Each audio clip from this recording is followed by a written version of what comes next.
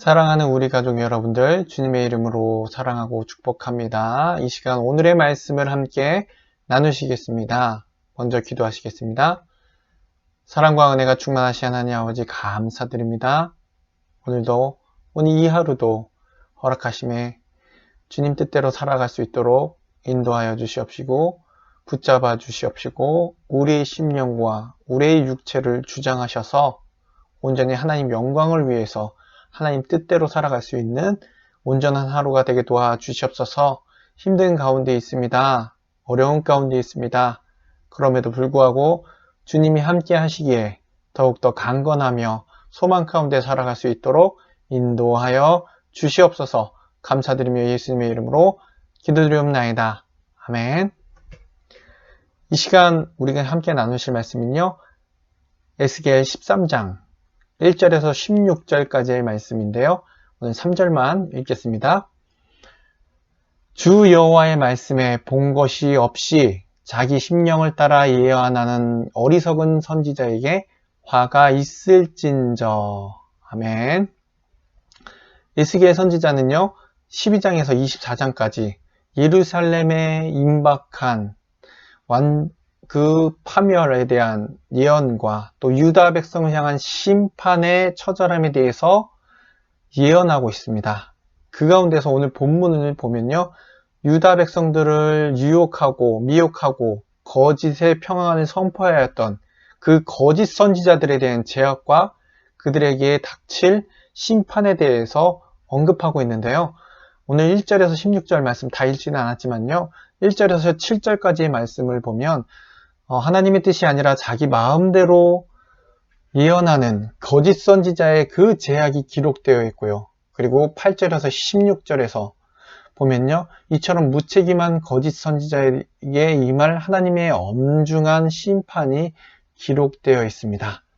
이렇게 거짓 선지자들이 그 유다 백성들을 유혹했던, 미혹했던 그 부분에 대해서 설명해주며 어떻게 그들이 하나님께 심판받을지에 대해서 말씀해주고 있는 가운데 이 거짓 선지자들의 특징이 있습니다. 첫 번째는요, 하나님의 지시를 받지 않고 자기 그 이성과 자기 생각과 추측에 따라 판단하고 예언하는 것입니다. 두 번째는요, 사수를 쓰는데요. 그러니까 그런 것을 행하면서 그것이 마치 하나님으로부터 주어진 말씀, 계시인 것처럼 꾸미고 행세한다는 것입니다. 그리고 마지막 세 번째로 보면요, 심판이 임박한 가운데서도 괜찮아, 평안해, 걱정 없어, 네 뜻대로 살아 라고 안심시키고 있다는 사실입니다. 그러므로 에스겔 선지자는 마치 황무지에 사는 그 여우가요, 포도원과 과수원을 숫대밭으로 배회하면서 만들듯이 거짓 선지자들이 유다 백성들의 영혼을 약탈하고 처참하게 파멸시키고 있다라고 경고하고 있습니다. 그러므로 이들을 어떻게 하시겠다고요? 남김없이 처단하시겠다라고 하나님께서 말씀해 주고 계십니다. 이렇게 거짓말로 예언하고 거짓으로 하나님의 권위를 선포하는 자, 거룩하신 하나님의 이름을 자신의 이익과 명예를 위해서 망령되이 일컫는 이 자들에 대해서 그리고 백성들의 판단을 흐리게 함으로 인해서 죄에서 신속히 회개할 기회를 잃어버리게 하면서 하나님께서 그들을 멸망케 하겠다고 분명하게 심판의 날에 그의 죄의 대가를 치르겠다라고 오늘 에스겔을 통해서 말씀해 주고 있습니다. 이런 본문 말씀을 통해서 우리가 알 수 있는 것, 특히 요즘 같은 경우죠, 하나님의 말씀을 대언하는, 앞장서서 나아가는, 특히 종교 지도자라고 말할 수 있는 그들에 대해서 하나님은 분명하게 우리들에게 이 세대를 통해서 말씀해 주고 있다는 것입니다.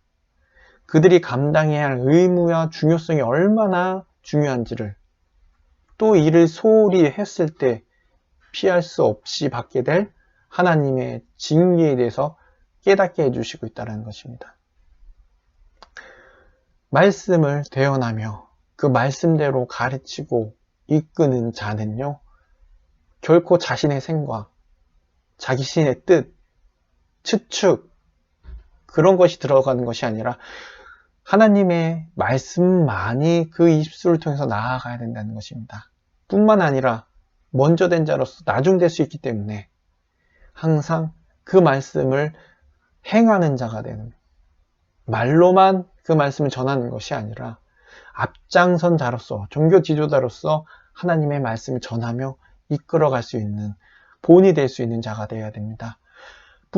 그러면 우리 일반 성도는, 일반 그리스도인들은 나는 괜찮지? 아니요, 똑같습니다. 하나님께 부름받은 자로서, 먼저 된 자로서 역시 하나님의 말씀이 올바로 선포될 수 있도록 실천하는 그 사명이 우리 가운데 주어졌기 때문에 분별하고 구별할 수 있는 그러한 하나님의 능력 가운데 살아가야 된다는 것입니다.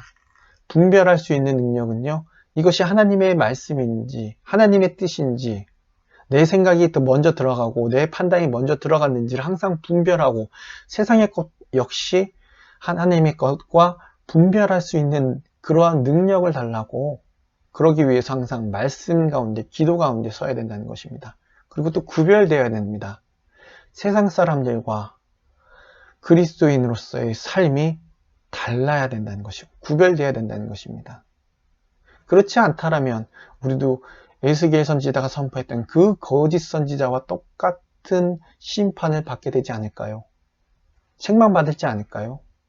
그러므로 하나님께 칭찬받는 자가 되기 위해서 하나님의 뜻을 성실히 행하고 우리 행위 가운데 하나님의 뜻이 일어날 수 있도록, 경건의 모양만 있는 것이 아니라 경건의 능력이 나타내는 그러한 우리 사랑하는 우리 가족들 되길 이 시간 간절히 기도합니다. 기도하시겠습니다. 사랑과 은혜가 충만하신 하나님 아버지, 감사합니다. 하나님, 우리 삶 가운데 주님의 말씀이 이루어질 수 있도록 주님 붙잡아 주시옵소서.